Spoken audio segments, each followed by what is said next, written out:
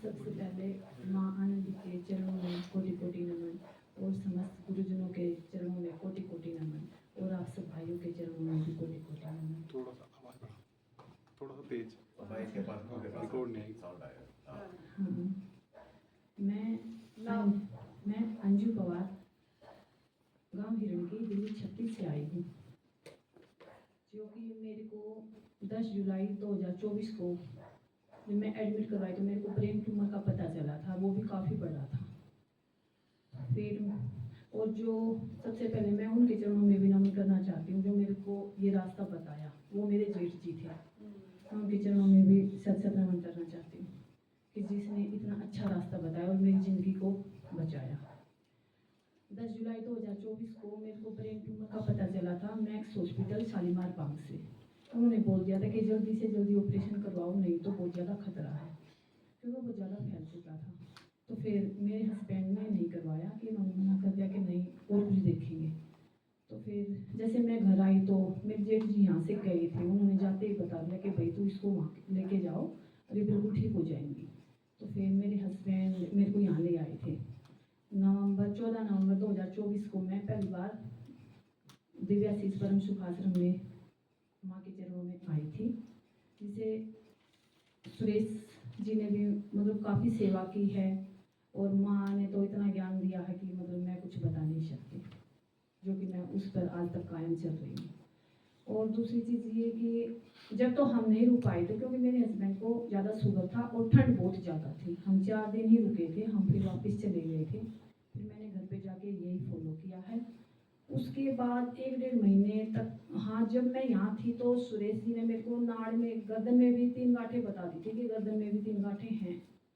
जैसे वो शहद की वो करते थे तो बताई थी कि गर्दन में भी हैं 3 गांठें। सिर में उन्होंने पहले ही कह दी थी कि सिर से पहले कहीं और भी हैं, तो चेक की तो मेरी गर्दन में भी 3 गांठें थी।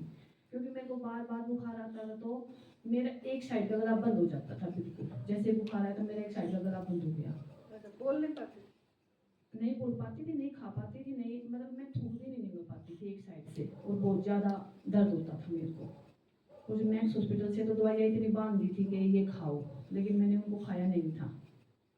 तो फिर मैं यहाँ आ गई थी। यहाँ से जाने के बाद मैंने घर पे यही फॉलो किया और जो मेरे परिवार ने मेरा साथ दिया मैं उनको भी बहुत बहुत धन्यवाद देती हूँ कि आज तक मैं इस रास्ते पे चल पा रही हूँ। 1-1.5 महीने तक मुझे बार बार बुखार आता रहा इस रास्ते पे चलने पर भी, लेकिन 1-1.5 महीने के बाद मेरा बुखार भी गायब, मेरा दर्द भी गायब और मुझे उसके बाद कोई परेशानी भी नहीं है और अब तो मैं बिल्कुल स्वस्थ हूँ।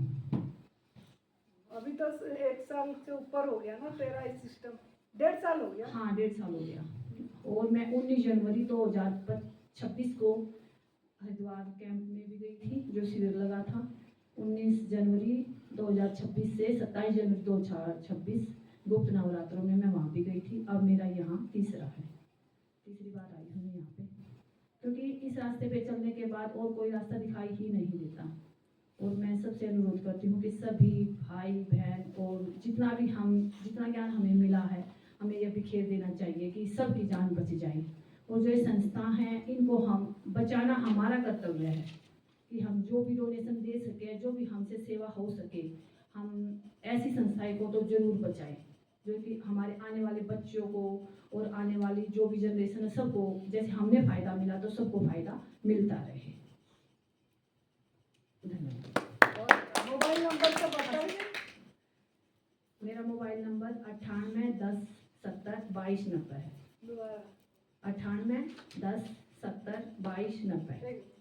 देखो ये अंजू ने यहाँ आई और ये आती इसलिए है कि मेरा सेवा भी हो जाए, शेयरिंग सुनाती है। बहुत लोग ब्रेन ट्यूमर के लिए बहुत फ़ोन करते रहते हैं, तो देखो इन्होंने तप करे, तप के साथ सेवा भी करे, तप सेवा सिमरन है रास्ता, तो तीनों को करे। इसकी प्रभु के प्रति बहुत भरोसा है, जिसकी वजह से ये आज अपनी चैलेंजेस को जीत गई, जो चैलेंजेस था।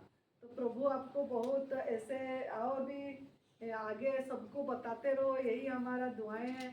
आप स्वस्थ रहो, आपकी परिवार स्वस्थ रहे और ऐसे मज़े करो। मौजे के रास्ता मिल गया तो जो ANDS अपनाएगा वो मौजे करेगा। तो धन्यवाद, आभार, प्रणाम, जय जय तंदुरुस्ती।